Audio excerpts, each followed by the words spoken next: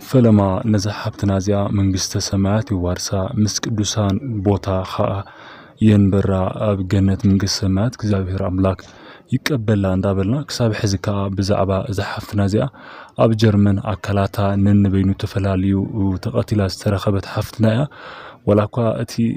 منايزا حفتنا تاريخ فريتنا يعني صنح اتي فوتا مالتي خمزي اب سكرين زلنا كن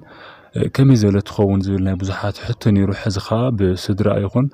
بفوتوتا استزرقح فيديو اتي نعاء بترت ارز تتحازه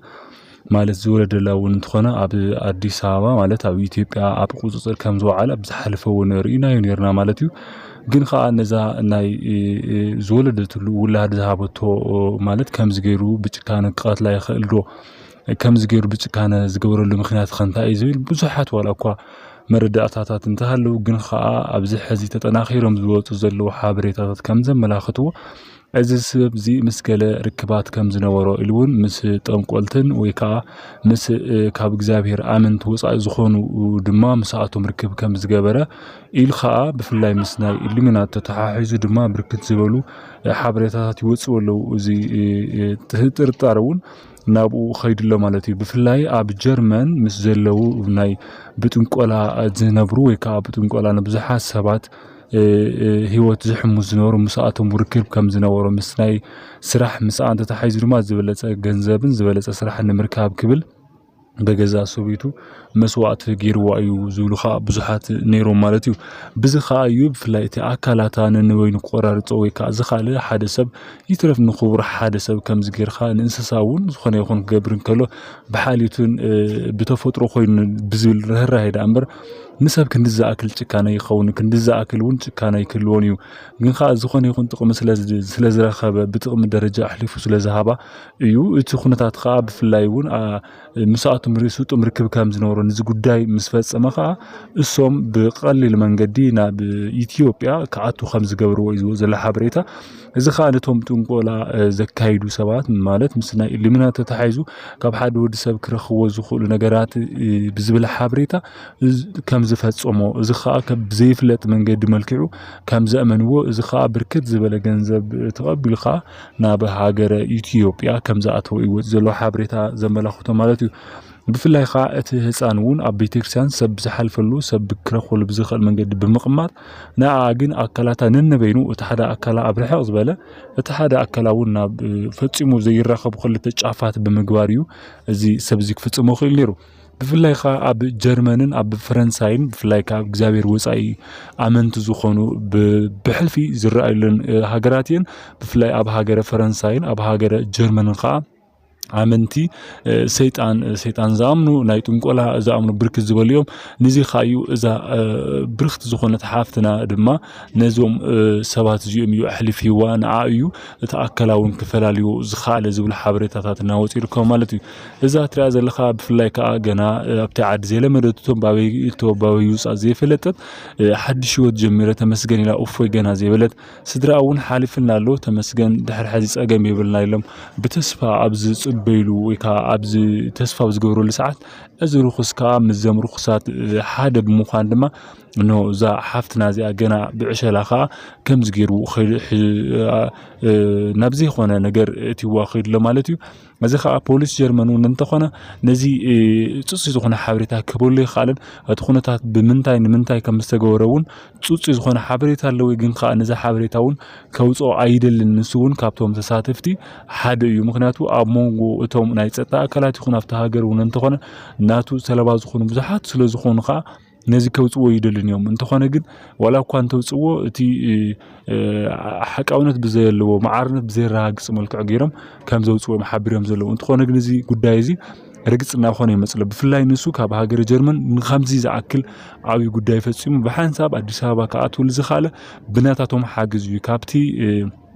قاتلو كسب عديس أبا زاتولو بفلاي كافنا بررانا إيربورت ناي جرمن عسحيز مالتيو كجيف زبال شفان تجيرو عسب سلطان كي ترفون تحبابيرون بقطتا كوص زغورو مخنيات مالتيو امبركاب جرمن يترف كم زعينت جبن تسرحو زخونه يخون عينت ነገር زريحه كتنقساس لازي تخل ازيو بسيكيورتي كابتن ጠንከራታ زبالا هاجرات حنتي يعني رمالتيو يخون برزي نزي حفنا زي اكلا نتوم زي يخون حلف مسابقه نسمون قالات يومو بركز بل ገንዘብ ከም ዝህብዎ ነቲ ብርክዝ በለ ገንዘብ ኣብ ዝርለ ሃገር ኣፍሪካ ይኹን ኣብ ዝርለ ካልኦት ካብዛ ዘለዎ ዓዲ ወፃኢ ክነብር ከም ዝኽእል ድማ ሓቢሮም ለም ንዑ ይኻንሱ ድሕሪ ናብ ኢትዮጵያ መታው ቀጥታ ናብ ናይ ጸበል ቦታታት ክኸይድ ዝኻለ ምክንያቱ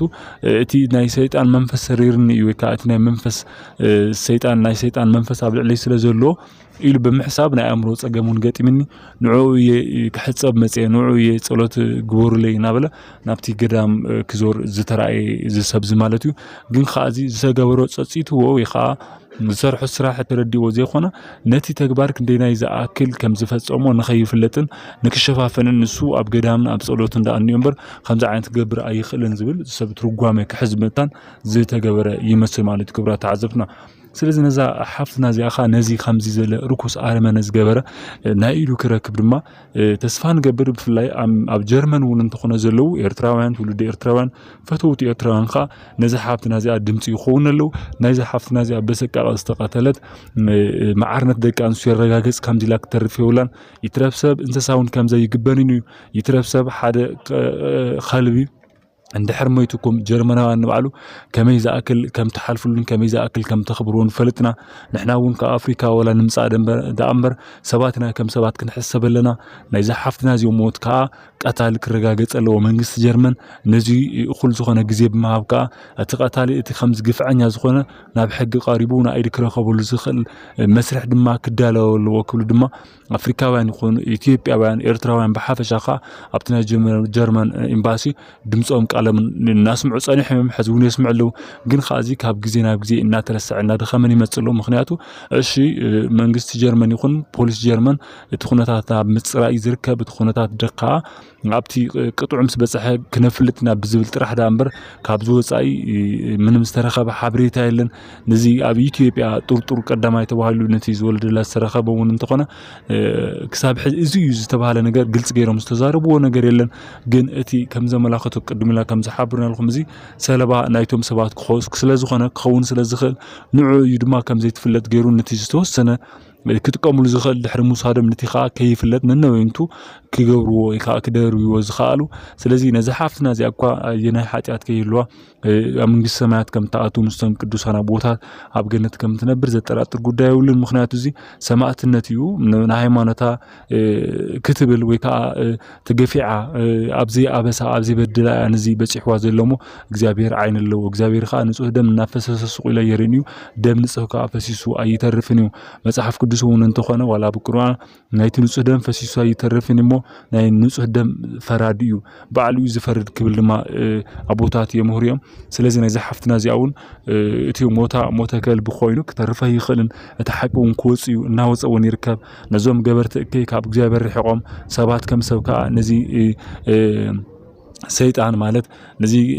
ዝግብርዎ ድማ ንኹልና ክንቃወሞ ይግባና በሃይማኖትና ጸኒዕና ድማ ነዚኦም ምስ እግዚአብሔር ከፈላሉና ዝደሉ ሰባት ልክ ከም ሰባት ይኹናስ ከም እንስሳ ነቲ ሰይጣን ከቅርቡና ዝኽሉ ርኩሳት ድማ ክንቃወሞ ይግባና ንዓቶም ጥራሕ ይኹን ንዑ ደገፍ ዝኹኑ ወላ ኢትዮጵያውያን ይኹኑ ወላ ኤርትራውያን ይኹኑ ዓቶም ዝኽትሉ ከወከዳድና ጀሚሩ ካብዘራርባ ጀሚሩ ነዚኣቶሙን ነዘን ጠንቅናይ ዘንሕዋትና ሞትና ኾኑ ስለዝመጽ ዘለው ንዓቶሙን ክንውግዞም እዩ ዝግባና ማለት እዩ ክብራ ተዓዘብትና ስለዚህ እመትደቃ አንስ ሕዋትና ይብከ ተጠው ይብል ዝብል ሓብሬታ ካብ ብሕዝ ጀምርና ክንቅስቅሶ ይግባና እንተኾነ ግን ዘሓፍትና እዚኣ መንግስት ሰማያት ይወርሳ ደጊምና ኣብ ቅዱሳን መንበር ድማ የምብራ ስድራውን እንተኾነ ጽንዓት ይሃቦም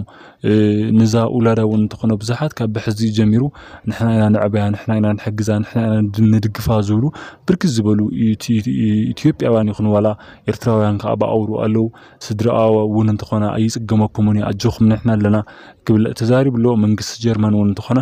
أنا نزا هتان زي لاي معباي قديتها لو قديتها ونلني نسدرا ونتخنا أتي يزقبوا من جا كرخ بيمزول ولا حبريتها كوان تهاب سدراجن قتال يقولنا يتحزلنا نا يقولنا موت خبر خوينو دماون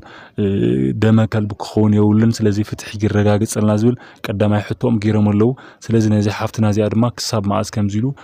كنا برن خيدي خل زبلك حسابهم النجارس كبرات عزبتنا سلازي نزم خمسة يمزول رخصات ما أب كيدي وعلم نايدم كرخول زخول المسرح كدال ولو زيون ناتنا ملختيو نسات راح يخونة المزحات أحواتنا ون ناي سلبان نخونا يمثلوان تموت تمقتلتون على علك أنسيو سبقنت مرا علك أنسيو بلحت نجارات بمتك أنقا زجبرو زلو عب إثيوبيا وان إرتران زلو خا تتناخيرو ناقد سل الزكاة تتوكل الزخل من قد خلاتنا ننادي ملأختنا يسلس خطات الخمنا كالبنا مسكن سبسكرايب جمهورنا كم زي مزول حدي سوانا وزعات كنا مسألخمنا سلام